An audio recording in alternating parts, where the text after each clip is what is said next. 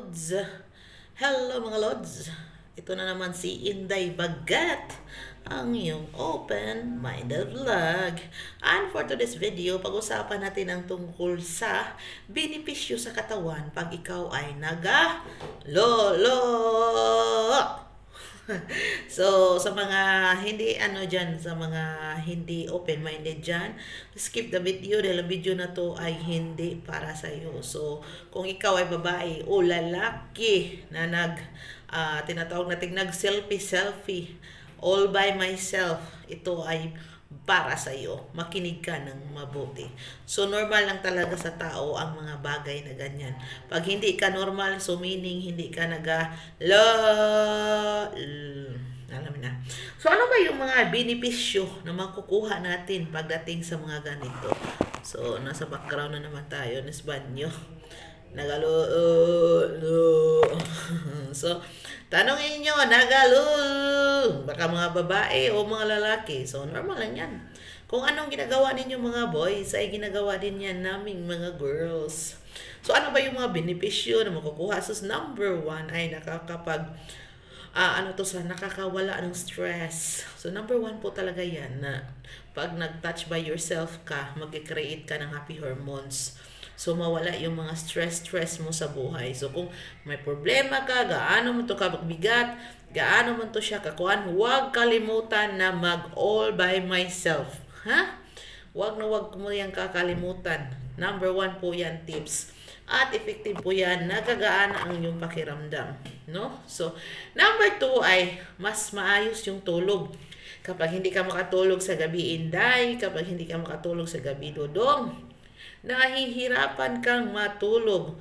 Wala kang ibang dapat gawin kundi punta ka lang sa Viva Max at doon alam mo na. So meron akong dyan, apps no, na makikita mo talaga yung mga bagong pelikula ngayon sa Viva Max ba. Wala siyang bayad, no? So ano ba itong pangalan na kuan? Tignan ko ha. So sa Beats Media, download nyo yan, Beats Media. Pag dinownload nyo yan, makikita nyo doon. At may K-drama, may Viva Max, may Filipino movies. Doon makikita ninyo. So, easy lang. No? Mabilis lang na paraan para mag-all by myself. No? At ang pangatlo ay parang nakaka-improve sa mood mo. No? So, kung moody ka, lalo-lalo na pag malapit na yung mga menstruation ng babae, tapos yung sa mga lalaki naman na palaging galit dyan, maganda sana kung ang magalit, hindi yung ulo, ibang ulo ang magalit, hindi yung ulo na si taas ang magalit. So, mas maganda na yun ang gagawin ninyo mga dodong para ma-relax kayo. Mag-create kayo ng happy hormones always. So, yung mga sinasabi ko yan, mag-grade kayo ng box. Kung ayaw, meron naman tayong maraming basher ba? Tapos magsabi na, ano itong mga dinarakdak ni Inday? Nagpataka naman lang to si Inday. So, meron po tayong mga box, mga dodong. Pwede pa kayong mag-grade dyan. Kung ano yung mga mabisang mga pantanggal sa mga stress. At number one po talaga yan ay ang tinatawag natin So, number 5 na ba tayo? Wala kang physical rest. Yung hindi ka sa sakit, hindi ka masakitin. No? Gamot din pala yan at the best exercise po yan. Kaya, pag yan ang ginagawa ninyo ay maganda yan sa katawan. Maganda benepisyo yan sa katawan kasi panington kag maayo, grabe yung sweating mo, grabe yung mo, tapos yung mind mo, makulikot yung mind mo, So, diba? So, yan po ay makakapatulong sa inyong physical na wala po kayong sakit-sakit dyan. At ito yung pinakalas at pinakahuli. Ito ay, ano ba sabi nito? Yung pinatawag nating pre-ejaculation. Yan po yung parang imbis ba, no? Isa din yan sa way na maano mo yung babae, no? Example, mag-anak kayo sa babae. Tapos, para naman matagal kang basan, first first and foremost na gawin mo ay mag all by myself ka.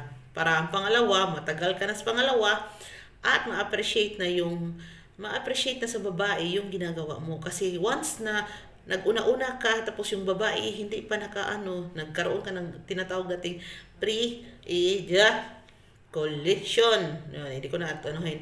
Pag nagkaroon ka ng ganyan, ang babae di na masaya. Kasi kayong mga lalaki kasi, pag nalabasan na, ay of course, matagal yan bago buhayin ulit. Hindi pero sa aming mga babae na kakalabas lang, pwede na naman ulit.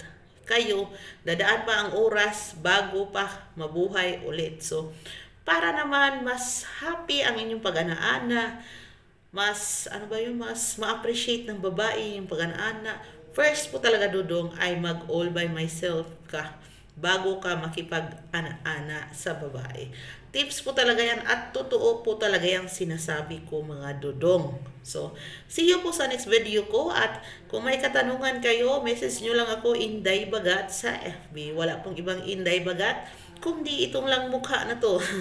So, thank you for supporting my video.